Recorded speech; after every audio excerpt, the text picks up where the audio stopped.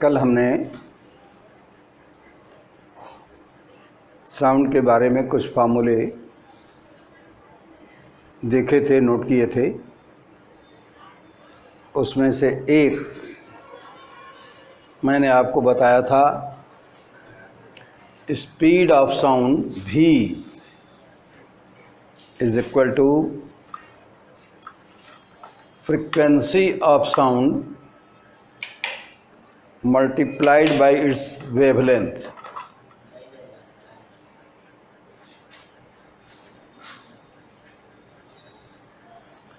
इसे हम आज प्रूफ करेंगे। कल मैंने केवल नोट करा दिया था, v is equal to F into lambda होता है, लेकिन आज इसे हम प्रूफ करेंगे।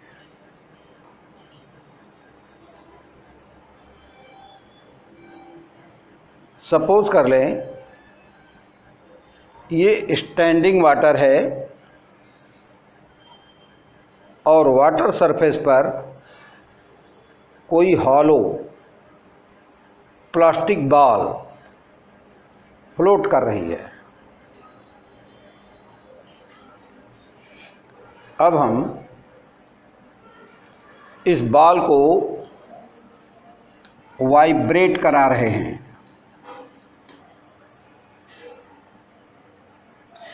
यदि ये वाइब्रेशन करता रहेगा तो इसमें से तरंगें निकल कर आगे बढ़ती रहेंगी। सपोज मैं इसको एक ऑसिलेशन कराया, एक ऑसिलेशन, बॉल थोड़ा नीचे प्रेस किया, फिर इसे उभरने दिया और फिर प्रेस किया। बॉल इस पोजीशन में है, पहले इसको प्रेस किया, फिर ऊपर उठने दिया और फिर इसको ओरिजिनल पोजीशन में आने दिया। उतनी देर में यहाँ से जनरेट होकर के वेव हम्प और हॉलो बनाती हुई एक तरंग इसमें से निकलेगी। जितने टाइम में यह बॉल वन ऑसिलेशन कवर करेगी, उतने ही टाइम में यहाँ से तरंग निकलकर इस ढंग से वहाँ तक जाएगी और यहाँ से लेकर यहाँ तक की दूरी को हम एक लैम्डा कहेंगे।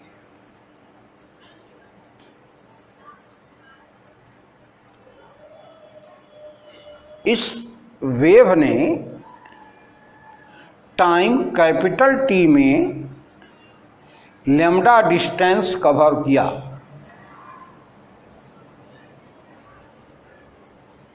फिर से देखें, हमने ये कहा कि बॉल को थोड़ा मैंने प्रेस किया, फिर इसे ऊपर तक उठने दिया।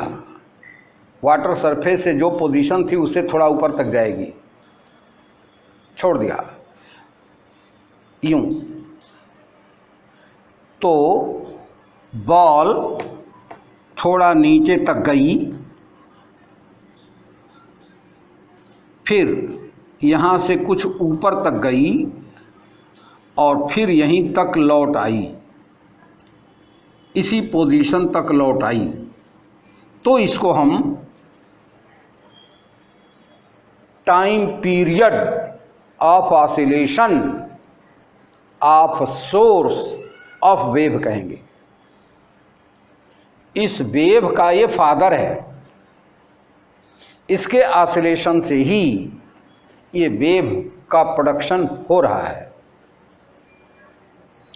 जो फ्रीक्वेंसी इसके ऑसिलेशन की होगी वही फ्रीक्वेंसी इस वेव की भी होगी।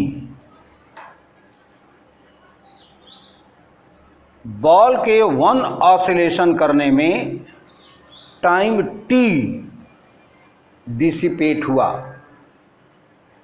उतने टाइम में वेव यहाँ से प्रोड्यूस होकर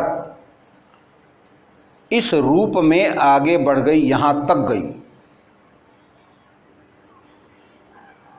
अब आपको पीछे के चैप्टर में यह बताया गया कि distance covered by moving object is equal to speed multiplied by time taken, ये बताया गया। तो इस वेव के द्वारा distance covered in time period t was lambda.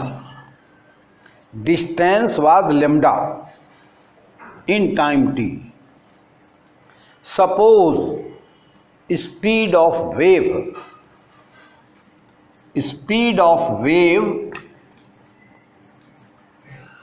हम इस डिस्टेंस को नहीं लेंगे, नो, हम ये लीनियर डिस्टेंस लेंगे अलोंग वाटर सरफेस।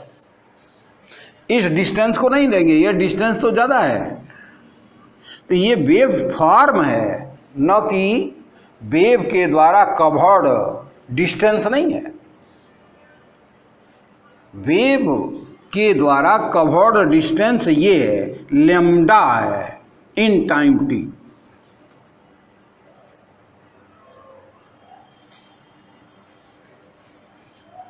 अब हमने बताया था कि time t is equal to 1 by frequency. ये बात मैं कल समझा चुका हूं आपको। Time period t is equal to 1 by frequency. अब ये देखें, फ्रीक्वेंसी को यहां मल्टीप्लाई कर दिया, भी हो गया। इस ढंग से हम प्रूफ करेंगे कि v is equal to F lambda कैसे हुआ। ठीक, फिर से रिपीट करने की आवश्यकता है। एक बार फिर रिपीट कर देता हूं। मैंने कहा कि यह यदि कोई स्टैंडिंग वाटर है और इसमें बॉल फ्लोट कर रही है, तो इसको हम ऐसे वाइब्रेट कराएं तो ये लहरें निकल कर आगे बढ़ती हैं। ये कल मैं आपको बता चुका हूं। हम यहां पर वन ऑसिलेशन की बात कर रहे हैं। जितना देर में यह अपना वन ऑसिलेशन पूरा करेगा, उतनी देर में एक तरंग, एक लैम्डा आगे बढ़ जाएगी। यह डिस्टेंस होगी lambda. Time taken was t और ईयर लीनियर स्पीड है v।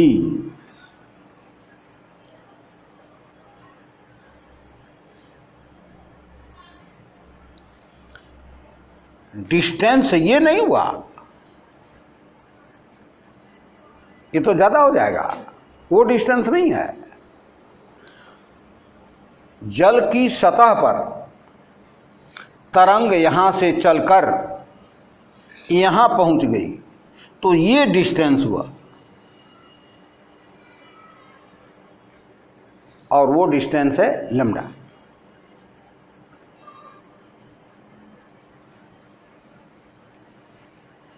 अब फॉर्मूले में आ जाए। Distance equal to speed multiplied by time, यह एक जनरल फार्मूला है। इस फार्मूले में हमने डिस्टेंस को लैम्डा लिखा। क्यों? क्योंकि यहाँ डायग्राम शो कर रहा है। स्पीड को हमने v लिखा, टाइम पीरियड को t लिखा। मैं आपको बता चुका हूँ पिछले लेक्चर में, t is equal to 1 by F होता है। अब t को हमने सब्स्टिट्यूट कर दिया। सब्स्टिट्यूट करने का मतलब होता है एक सिंबल के बदले दूसरा सिंबल प्रयोग करना।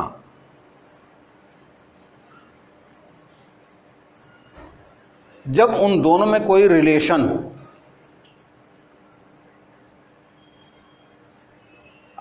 अब by cross multiplication V is equal to F लेप्टा। कुछ न्यूमेरिकल प्रॉब्लम हम देखेंगे, लेकिन पहले कुछ इंपॉर्टेंट पॉइंट्स।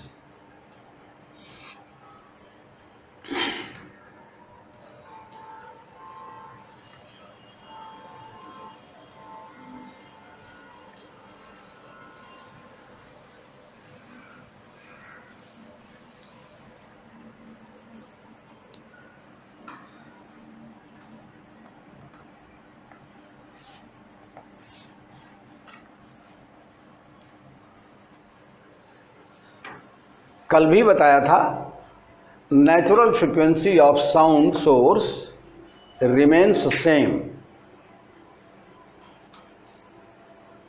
जैसे कोई ट्यूनिंग फोर्क है, किसी ट्यूनिंग फोर्क की फ्रीक्वेंसी 400 हर्ट्ज उस पर लिखा है,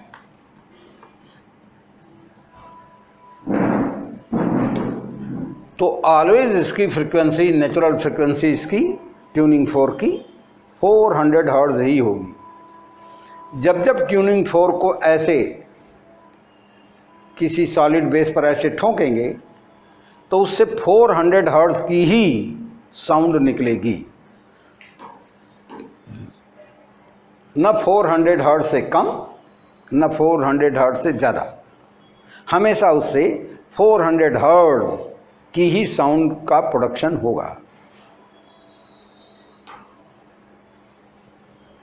तुम्हारे स्कूल के घंटे की फ्रीक्वेंसी 200 हर्ट्ज है तो वह रोज वही रहेगी, संडे हो चाहे मंडे, जाड़ा हो या गर्मी, 200 हर्ट्ज। दूसरी बात, frequency of leading tone of a man or woman remains same।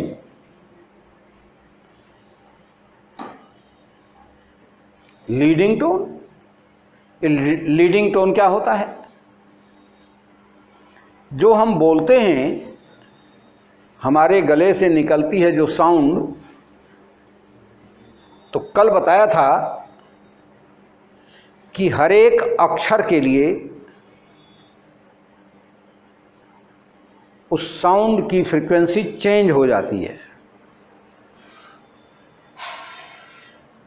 तो जो हम बोलते हैं उसमें बहुत सी फ्रीक्वेंसीज मिली होती हैं, बहुत सी फ्रीक्वेंसीज के एक ही फ्रीक्वेंसी नहीं होती। जो हम ऐसे बोल रहे हैं उसमें कुछ की फ्रीक्वेंसी ज़्यादा होती है, कुछ की फ्रीक्वेंसी कम होती है, कुछ की लाउडनेस ज़्यादा होती है, कुछ की लाउडनेस कम होती है। तो वो मिली जुली मेनी फ्रीक्वेंसीज जब हम बोलते हैं तो हमारे गले से जो ध्वनि निकल रही है वह mixture of many frequency sounds हैं, मिक्सचर ऑफ मेनी फ्रीक्वेंसीज वो साउंड है। उन सभी साउंड में एक लीडिंग फ्रीक्वेंसी होगी जो मैन टू मैन डिफर करती है। जैसे मेरे गले से निकलने वाली साउंड की लीडिंग फ्रीक्वेंसी इफ 80 हर्ट्ज है तो वो चेंज नहीं होगी, लेकिन जब मैं कहूँगा सी तो फ्रीक्वेंसी दूसरी होगी, ता फ्रीक्वेंसी दूसरी होगी, रा दूसरी होगी, म दूसरी होगी, फ्रीक्वेंसी चेंज करती हुई होगी, लेकिन लीडिंग टोन की फ्रीक्वेंसी सेम होगी। जो लीडिंग टोन की फ्रीक्वेंसी है that is quality of man producing sound, वो उस गले की स्पेशलिटी है। जैसे लता मंगेशकर जी के गले से निकलने वाली जो साउंड होगी उसकी फ्रीक्वेंसी बहुत हाई है, और एक आदमी बोल रहा है तो उसके गले से निकलने वाली साउंड की फ्रीक्वेंसी कम होती है। महिलाओं के गले से निकलने वाली साउंड की फ्रीक्वेंसी ज़्यादा होती है। वो मैन टू मैन डिफर करता है। कौवे के काँव काँव की फ्रीक्वेंसी कम है और कोयल की गूंज की फ्रीक्वेंसी ज़्यादा है। जिन मीठे स्वरों में वह बाग में कोयल बोलती है उसकी फ्रीक्वेंसी हाई है, इसलिए हम लता जी को भारत कोकिला भी कहते हैं। पूछा जाता है भारत कोकिला कौन है, तो नाम आएगा सुश्री लता मंगेशकर जी।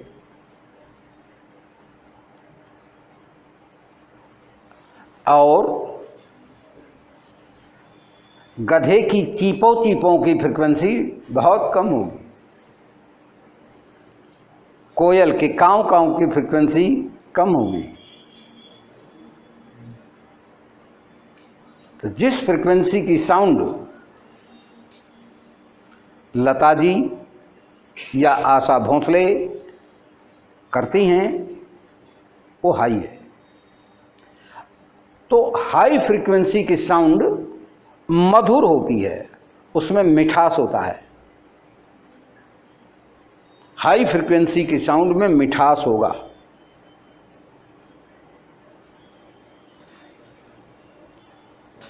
लो फ्रीक्वेंसी के साउंड में मिठास कम होता है।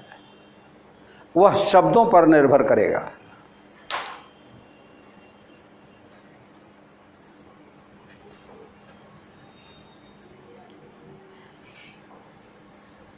यहां देखें, frequency of leading tone of a man और वुमन रिमेन्स सेम। जैसे मैं किसी छात्र को 20 साल पढ़ाया और कहीं पर मैं उपस्थित होकर कुछ बोल रहा हूं और वो छात्र मेरी आवाज़ सुन लेता है तो पहचान जाता है कि सर इधर कहीं हैं, वही बोल रहे हैं, क्योंकि उसके मस्तिष्क में मेरे लीडिंग टोन फ्रीक्वेंसी की रिकॉर्डिंग है, याद है उसको। इसलिए बिना देखे वो मुझको पहचान लेगा। मेरी आवाज़ से ही मुझको पहचान लेगा कि ये आवाज़ तो फला की है। इसी तरह आप भी अपने माता पिता को साउंड से ही पहचान लेते हैं कि ये मेरी मम्मी की साउंड है, ये मेरे पिता की साउंड है। मम्मी की साउंड है खुश हैं आप, पिताजी आ गए थोड़ा सा इधर उधर खिसक लिए, ठीक।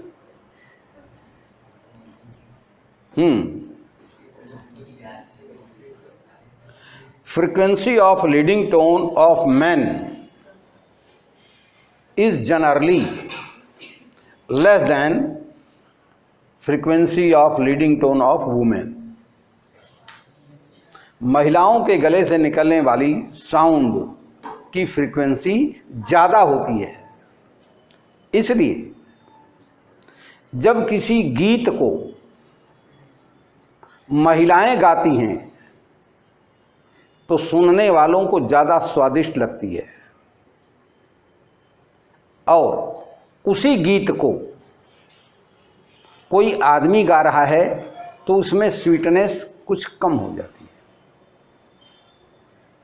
वह स्वीटनेस फ्रीक्वेंसी डिफरेंस के कारण है और दूसरा कोई कारण नहीं।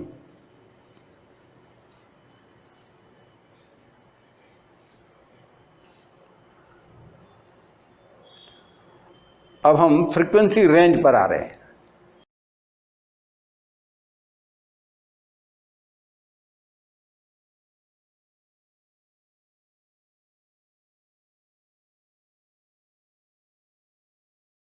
Frequency range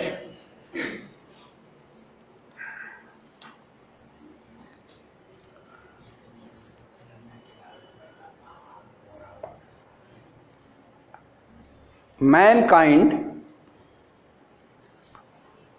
20 hertz to 20 kilohertz की साउंड को सुनता है। ये हमने एवरेज निकाला है, एवरेज, ये एवरेज रिकॉर्ड है।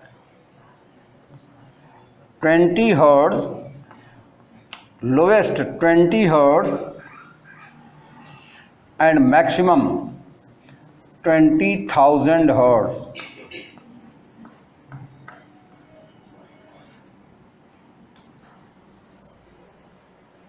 ये एवरेज निकाला गया है, एग्जैक्ट नहीं है। ये मैन टू मैन डिफर करता है। मतलब जैसे मैंने अपना नापा हुआ है, अपने कान की फ्रीक्वेंसी कैसे नापते हैं? किसी ऑसिलेटर से ईयरफोन को हम एक स्पेशल फ्रीक्वेंसी की साउंड देते हैं। ऑसिलेटर स्पेशल फ्रीक्वेंसी की एसी करंट देता है। उस एसी करंट को हम कनेक्ट करते हैं ईयरफोन में। तो मैंने देखा कि 20 हर्ट्ज को मैं नहीं सुन सकता, 21 नहीं, 22 ना, 23 no, 25 no, 26 no, 27 no, 28 yes, 28 yes, start हो गया। 28 हर्ट्ज से मेरा कान सुनना स्टार्ट करता है और केवल 20 किलो हर्ट्ज तक मैं नहीं सुनता, मैं 26 किलो हर्ट्ज तक सुनता हूं, 26 किलो हर्ट्ज तक सुन लेता हूं। कुछ लोग 18-19 हर्ट्ज भी सुन लेते हैं और कुछ लोग 19 किलो हर्ट्ज तक ही सुनते हैं। तो जो हमने स्वस्थ लोगों पर हमने एक एक्सपेरिमेंट किया, स्वस्थ लोगों की टीम पर हमने एक्सपेरिमेंट किया और उसका हमने स्टैटिस्टिकल डेटा तैयार किया। उसका एक एवरेज हमने निकाला। तो उस एवरेज को हमने ये माना कि मैनकाइंड के लिए 20 हर्ट्ज टू 20 किलो हर्ट्ज है। यदि साउंड 20 किलो हर्ट्ज से ज़्यादा है तो क्या होगा? 20 किलो हर्ट्ज से ज़्यादा है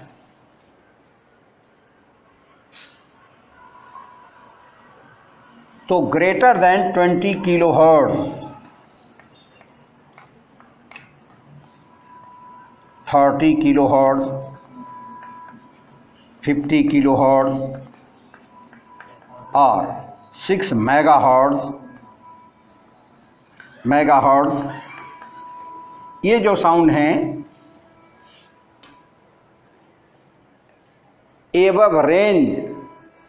above highest range of human kind, इसको हम कहते हैं अल्ट्रासोनिक वेव्स। अल्ट्रासोनिक,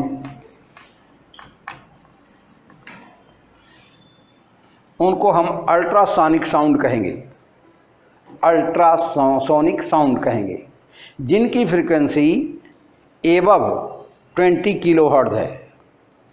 बेस्ट ये कहना होगा कि 30 kilo hertz, above 30 kilo hertz.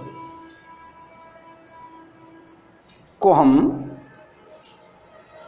क्योंकि कुछ आदमी ऐसे हैं जो एबव 20 किलोहर्ट्ज़ को एक्सपीरियंस कर लेते हैं, एबव 30 किलोहर्ट्ज़ को हम अल्ट्रासाउंड कहेंगे, और बिलो 20 हर्ट्ज़ उसको हम इंफ्रासोनिक कहते हैं। इंफ्रासोनिक।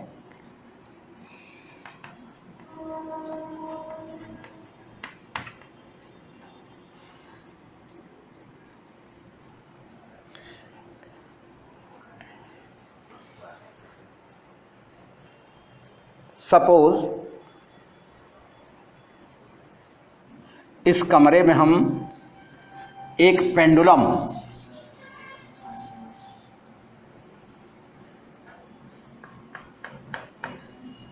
एक छोटा पेंडुलम, एक छोटा पेंडुलम लें जिसकी फ्रीक्वेंसी 4 हर्ट्ज़ है। एक छोटा पेंडुलम हम लें। बेटा आप लोग क्या करते रहते हैं? बहुत गंदी बात है। मैं ब्लैक बोर्ड पर हूं, आप जाने क्या कर रहे हैं। आपका दिमाग ही पता नहीं कहां है, यहां पर तो नहीं है। आप एक दूसरे का ध्यान पता नहीं क्यों बटाते रहते हैं। आप आपस में ही लड़ करके एक दूसरे को नष्ट कर रहे हैं। क्यों नहीं तुम यहां फोकस कर सकते? तुम यहां क्यों नहीं बैठते सीधे? उधर क्या कर तू?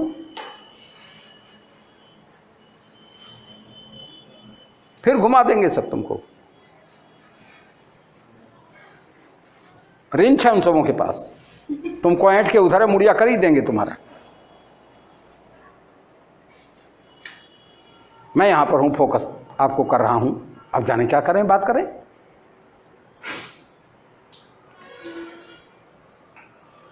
मैं यहां पर कह रहा हूं इंफ्रासोनिक।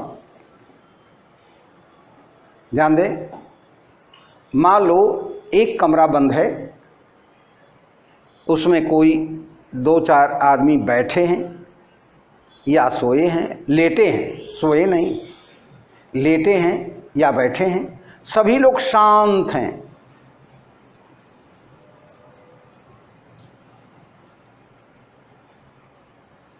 एक पेंडुलम को कमरे में मैं ऑसिलेट करा दूं। सपोज कमरे में एक बिल्ली भी है। बिल्ली उधर देख तो नहीं रही, लेकिन यदि पेंडुलम को ऑसिलेट करा दें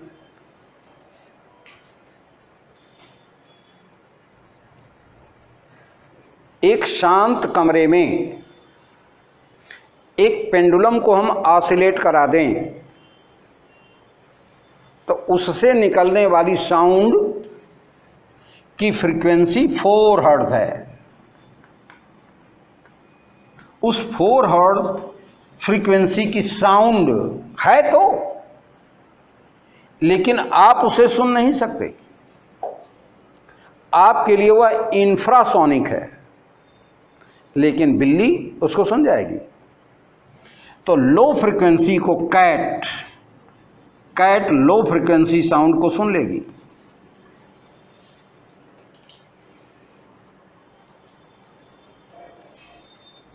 गैंडे जंगली पशु है,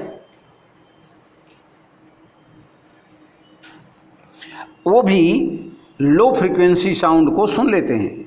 15 हर्ट्ज, 10 हर्ट्ज इसको सुन लेंगे।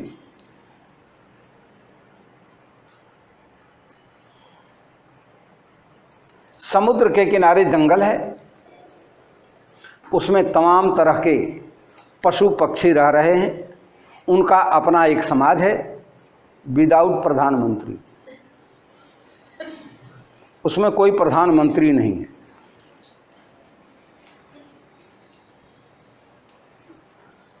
लेकिन हंसों की पार्टियां अलग हैं, गैंडों की पार्टियां अलग हैं, लायंस की पार्टियां अलग हैं, एलिफेंट्स की अलग हैं, और तमाम पक्षियों की अलग अलग है। यदि सुनामी लहरें आगे बढ़ रही हैं, बहुत दूर हैं सुनामी लहरें, समुद्र में पैदा होने वाली सुनामी लहरों की फ्रीक्वेंसी लो फ्रीक्वेंसी होती है, बिलो 20 हर्ट्ज होती है। लेकिन बहुत तेज होती है आवाज़, क्योंकि मैंने बताया एम्पलीट्यूड ही बढ़ा दें तो साउंड की इंटेंसिटी बढ़ जाएगी, लाउडनेस बढ़ जाएगी। तो समुद्री लहरों से उठने वाली साउंड बहुत तेज होगी, लेकिन उसकी फ्रीक्वेंसी ऑडिबल नहीं है मैन के लिए। तो आदमी निष्फिक्र होकर समुद्र के किनारे नहा रहा है, गाड़ी चला रहा है, बातें कर रहा है, समोसे एंड चाय कर रहा है, लेकिन जंगल के पशु अलर्ट हो गए और टिटहिरी टाएं टाएं करते हुए भागी, हिरन चौकन्ने हो गए भागे, गैंडे भागे, दूर भाग रहे हैं। तो जो पशु नहीं समझ रहे थे क्या बात है, उन सबों के भागने को देख करके हाथी भी अपना सूंड हिलाते हुए भागना शुरू करता है। लायन भी कि यार बात कुछ गड़बड़ है जरूर, क्योंकि ये भाग रहे हैं, तो जो नहीं सुन पाए वो भी भागने लगते। तो उनको ये सूचना उनके इस श्रवण तंत्र के द्वारा ऑडिबिलिटी उनकी बिलो 20 हर्ट्ज है। इंफ्रासोनिक को वो पशु पक्षी सुन लेते हैं तो भागने लगते हैं, उनको संकेत मिलता है, वो कुछ न कुछ अपना हाव भाव प्रकट करते हैं। इसीलिए हम लोग घरों में बिल्ली पाल लेते हैं। जिस चीज़ को हम नहीं सुन सकते उसको सुन लेती है, और उसके बिहेवियर में थोड़ा परिवर्तन है तो हम लोग भी अलर्ट होने लगते हैं कि भाई ये कुछ बिल्ली आज ऐसे ऐसे कर रही, इसका मतलब कुछ गड़बड़ है या रोज की तरह नहीं है, कोई परिवर्तन होगा। लेकिन डॉग जो है अल्ट्रासोनिक फ्रीक्वेंसी को डॉग हाई फ्रीक्वेंसी के लिए ज़्यादा सेंसिटिव है। डॉग लो फ्रीक्वेंसी के लिए नहीं, हाई फ्रीक्वेंसी के लिए dog.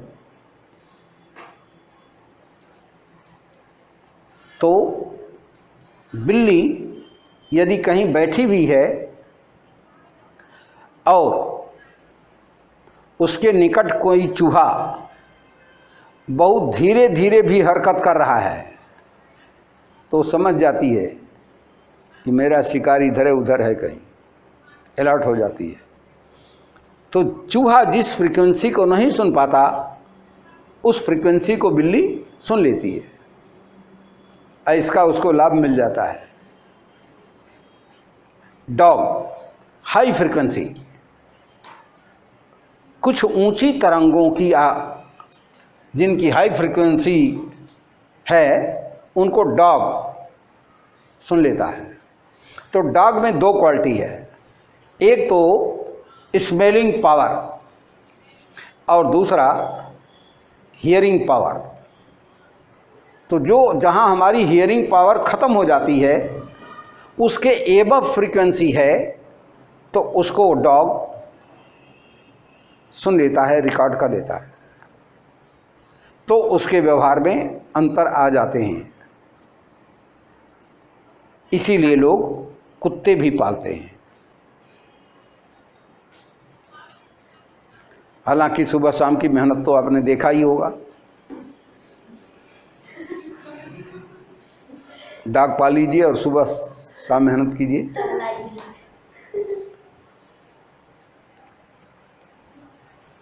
Mankind 20 hertz to 20 kilohertz. एक दूसरी बात, जो 50 हर्ट्ज की साउंड होगी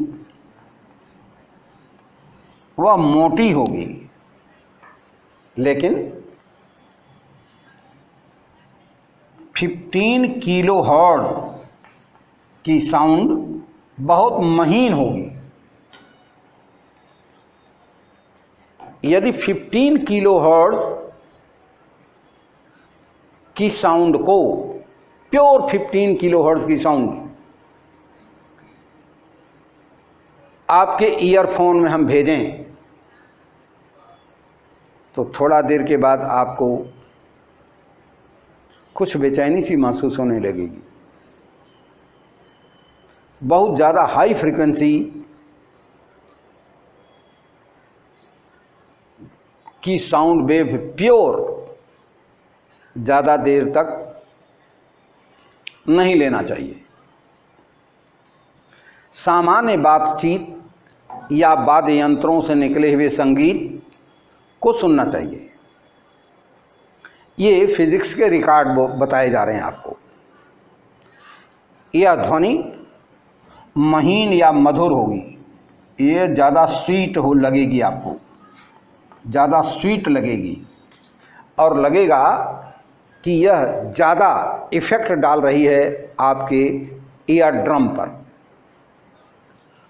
और यह लो स्वीटनेस,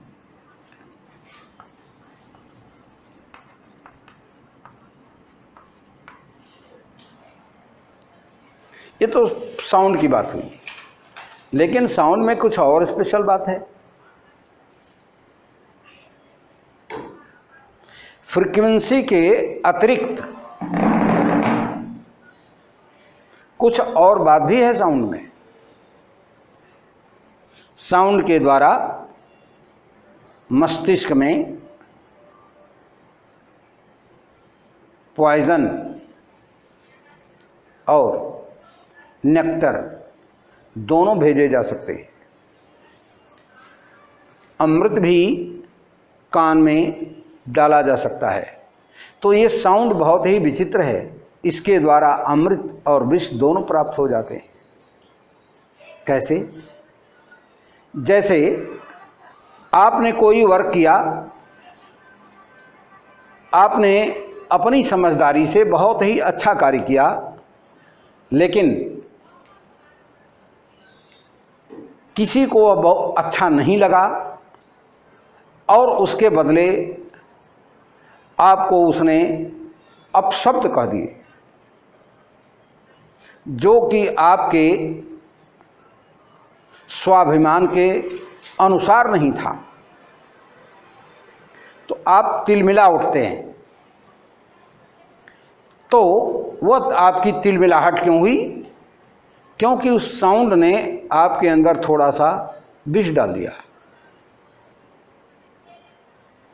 और किसी बिंदु पर, किसी बात पर आप बिल्कुल सच्चे हैं और किसी ने गलत इल्जाम आप पर लगा दिया, तो आप बिगड़ जाते हैं, कहते हैं ऐसा नहीं है।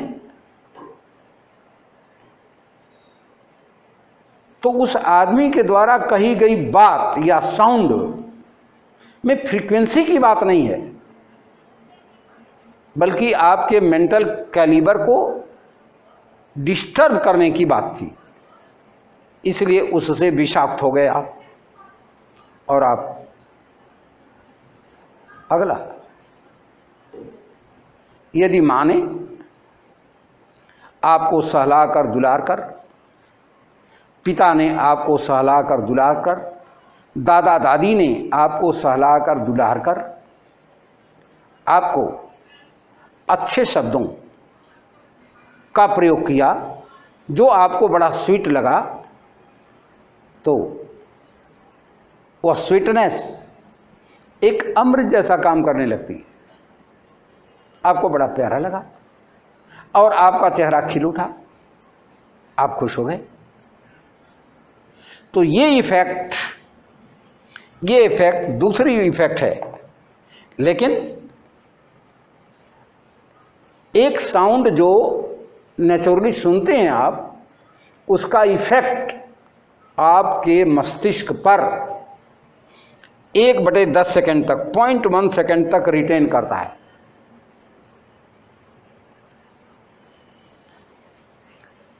जैसे हमने कहा क, तो वह आपके मस्तिष्क पर 1/10 सेकंड तक इफेक्ट करेगा। यदि उसी के बीच में कोई और बात कह दें तो दोनों स्पष्ट नहीं होगा।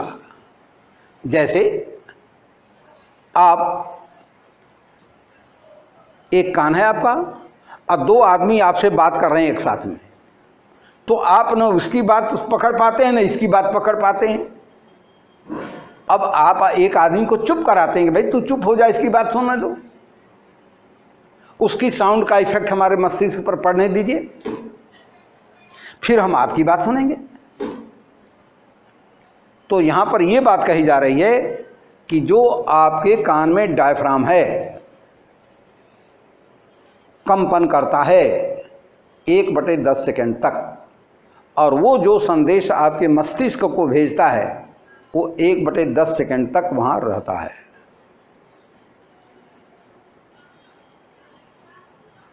दूसरी एक बात हमने कहा, लीडिंग टोन की फ्रीक्वेंसी। जैसे कुछ आदमी बाहर बैठे हैं और घर के आंगन में महिलाएं मंगल गीत गा रही हैं। उसमें एक गीत मुझको बड़ा अच्छा लगा, तो हमने पूछा कि अनुराधा ये गीत कौन गा रहा है? अनुराधा ने कहा कि खिलावन की फूफा गा रही हैं। मैंने कहा बड़ा अच्छा गाती हैं, बहुत अच्छा गाती हैं। मैंने देखा नहीं खिलावन की फूफा को, देखा नहीं, लेकिन गीत मुझे बड़ा प्रिय लगा और मैं देर तक उसे सुनता रहा और मन में शाबाशी देता रहा कि वाह, वेरी गुड, बहुत अच्छा गाई आप। गीत खत्म हुई, बातें खत्म हुई। फिर उसी आंगन में 10 साल के बाद, 5 साल के बाद फिर कोई कार्यक्रम हुआ। दरवाजे पर मैं पहुंचा, तुम्हारे दांत टूटा भाई बड़ा हो गया था। मैं पूछा, हमने कहा कौन गा रहा है? लगता है खिलावन की फूफा आई हैं। तो कहा क्या आप खिलावन की फूफा को देखे हैं? हमने कहा देखा तो नहीं, लेकिन वीडियो रिकॉर्डिंग है।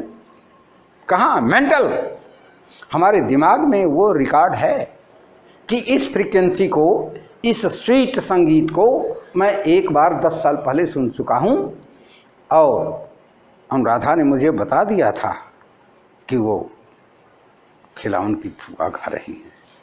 हमने कहा अनुराधा है? कहा अनुराधा तो नहीं, वो तो विदेश गई है पढ़ने के लिए, फ्रेंच पढ़ रही है पेरिस जाकर।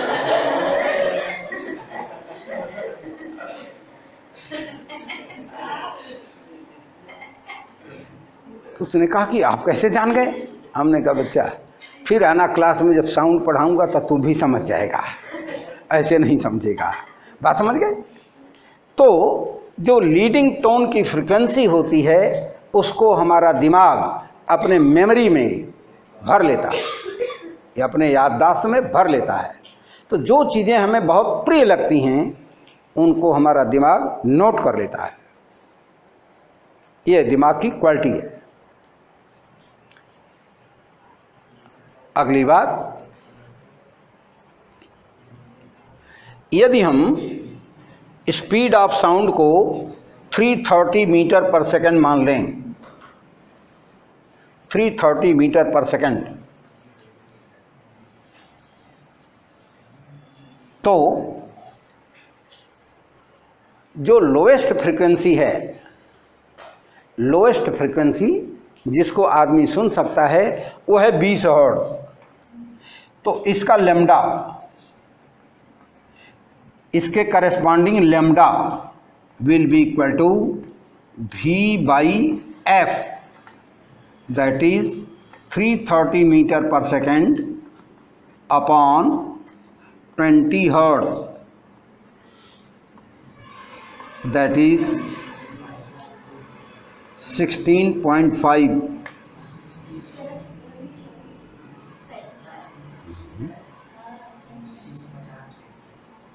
मीटर।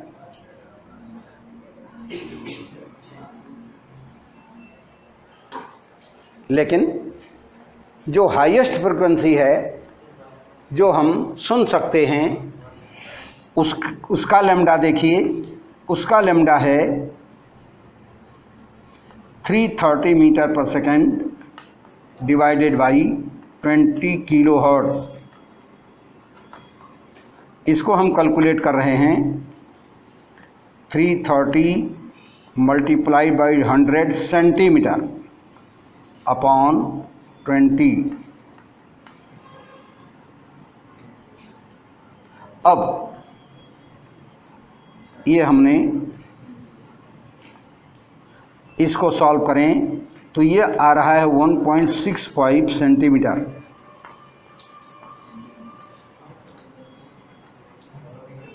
तो हमने क्या देखा, जिस साउंड की फ्रीक्वेंसी ज़्यादा थी उसकी वेवलेंथ तो कम है, अर्थात वे तरंगें छोटी हैं। छोटी का मतलब ये, उनका डायग्राम हम ऐसा बना सकते हैं।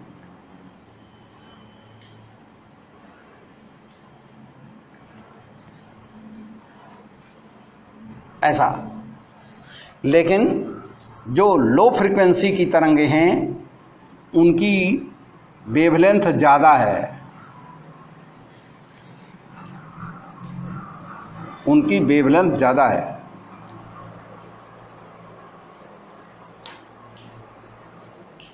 तो साउंड वेव्स जिनकी लंबाई 16.5 मीटर है, 16.5 मीटर, उससे लंबी तरंगों को आप नहीं सुन सकते, और इससे छोटी तरंगों को आदमी नहीं सुन सकता। जब हम वेवलेंथ रेंज लिख रहे हैं तो रेंज लिखते समय पहले लो वैल्यू लिखते हैं, देन आफ्टर हाई वैल्यू लिखते हैं। तो 20 हर्ट्ज के करस्पॉन्डिंग तो ये है, लेकिन 20 किलो हर्ट्ज के करस्पॉन्डिंग ये है।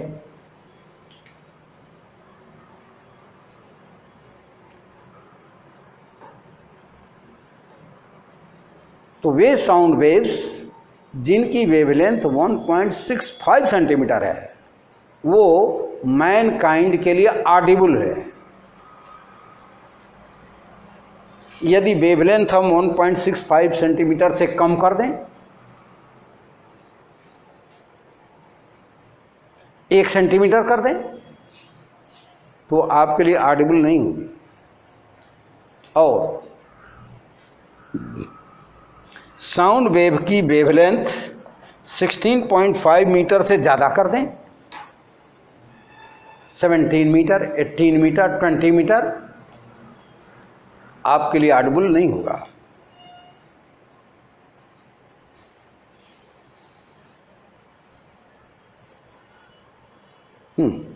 अगली बात,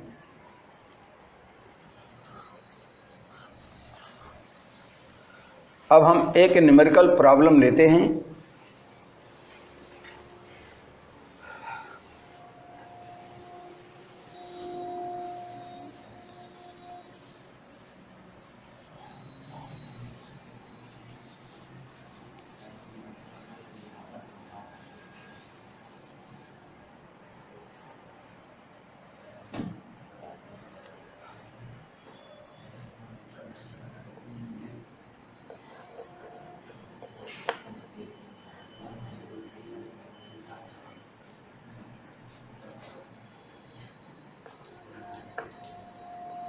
A tuning for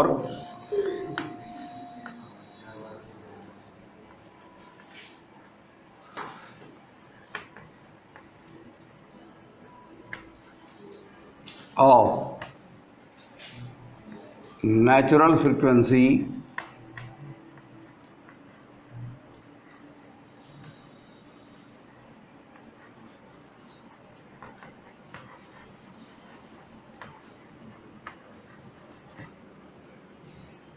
(400 Hz)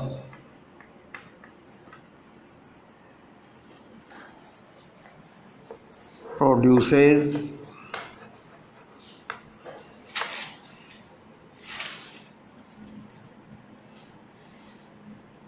sound of wavelength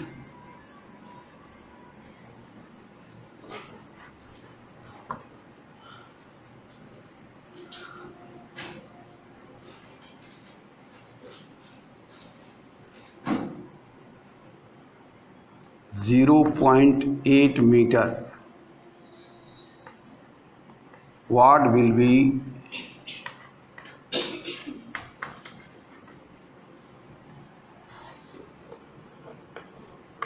wavelength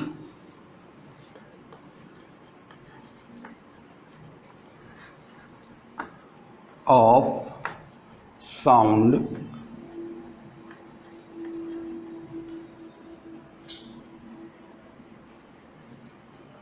by another tuning fork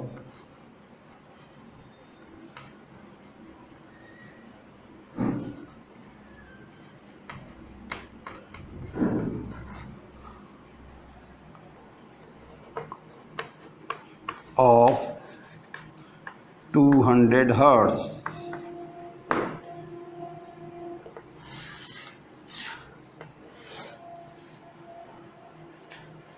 इसको हम कैसे सॉल्व करें?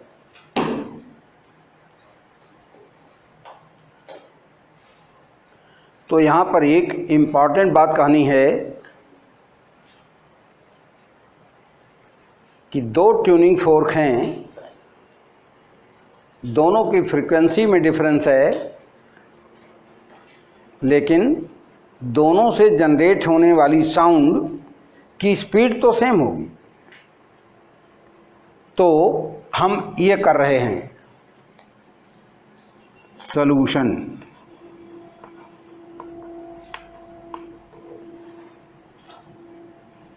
Given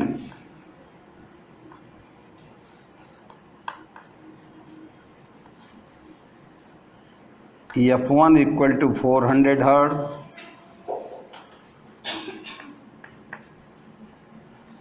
lambda 1 is equal to 0.8 meter, F2 is equal to 200 Hz, lambda 2 will be what? Yeah. Question को पढ़ करके पहले हम उसकी लैंग्वेज को ठीक से समझते हैं। उसमें थोड़ा टाइम लगता है। जितना ही शांत होकर पढ़ोगे उन बातों को समझने में समय कम लगेगा, और जितना ही अशांत होकर पढ़ोगे उन बातों को समझने में समय ज़्यादा लगेगा, क्योंकि आप तभी समझेंगे उसे जब आप शांत हो। अशांत मन से कुछ भी समझ में नहीं आता। शांत होना ही पड़ता है पढ़ने के लिए। अब एक बात है, स्पीड ऑफ साउंड क्या है ये पता नहीं है, क्योंकि इसी फार्मूले से हम सॉल्व करेंगे। तो ये देखेंगे by equation v is equal to F lambda. इस फार्मूले के द्वारा आप काम करने जा रहे हैं, तो पहले उस फार्मूले को लिखना चाहिए। गिवन के बाद उस फार्मूले को लिखना चाहिए जिस फार्मूले से आप काम करने जा रहे हैं, जिस फार्मूले के प्रयोग से आप क्वेश्चन को सॉल्व करने जा रहे हैं, उस फार्मूले को लिखिए आप पहले। अब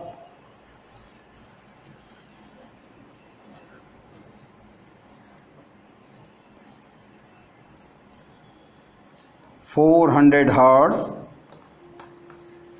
into 0.8 meter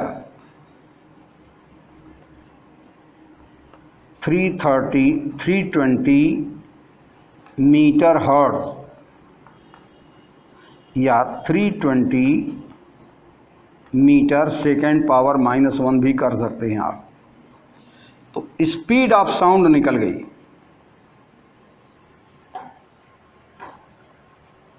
speed of sound यहां से आपको मालूम हो गई। तो सॉल्व करते चलते हैं और इक्वेशन का नंबर ग्रेजुअली डालते चलते हैं।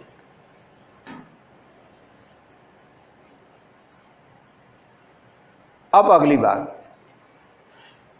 फिर इसी रिलेशन को हम यूज करेंगे। By V is equal to F lambda. क्यों?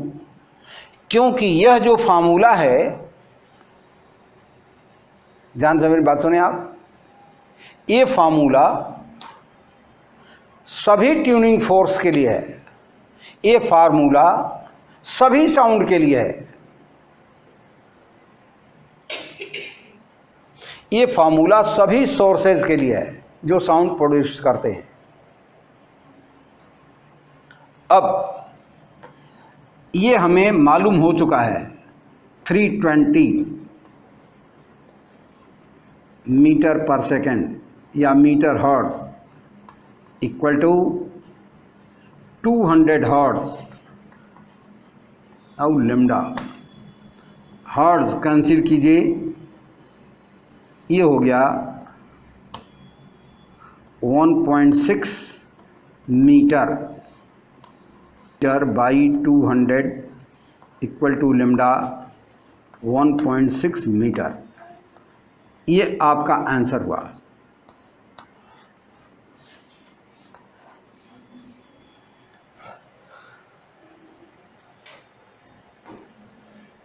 अब एक क्वेश्चन पूछता हूं, उसके बाद आज का क्लास रुकेंगे। आप मेरे क्वेश्चन को ठीक से सुने।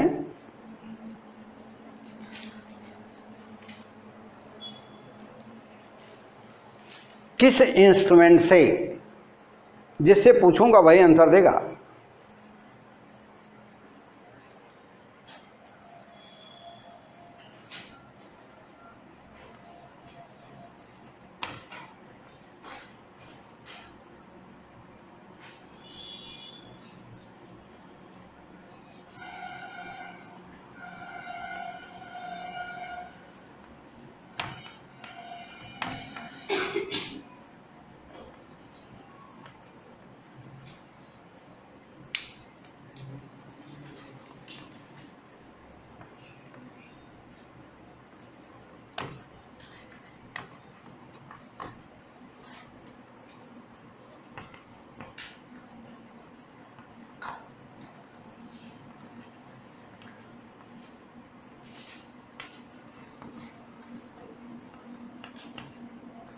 फ्लूट,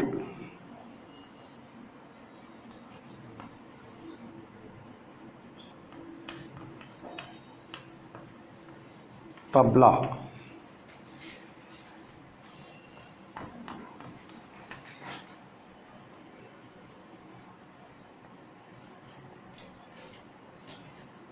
नगाड़ा, बहुत बड़ा नगाड़ा है।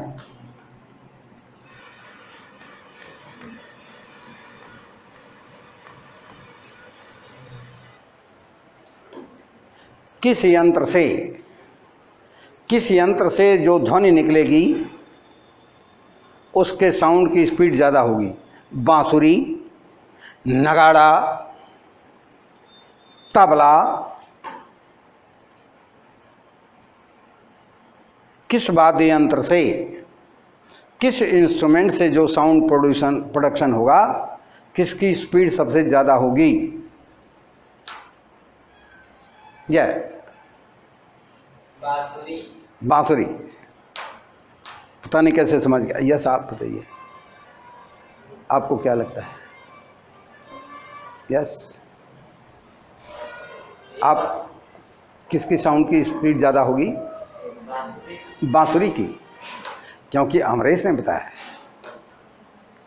यस,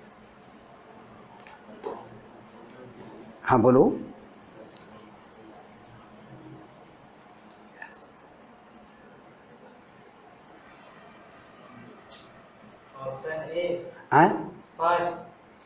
फर्स्ट बांसुरी, यस, क्योंकि अपनी पार्टी को वोट दिया जाता है। Yes,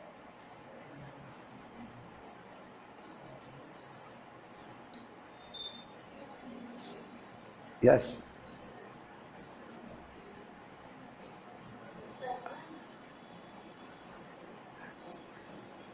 can you?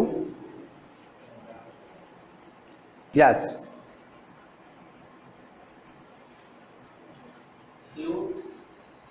फ्लूट, बांसुरी। चौथा वोट, 4 वोट ये नहीं मिला, चौथा वोट। यस, आप भी कुछ बता ही दीजिए।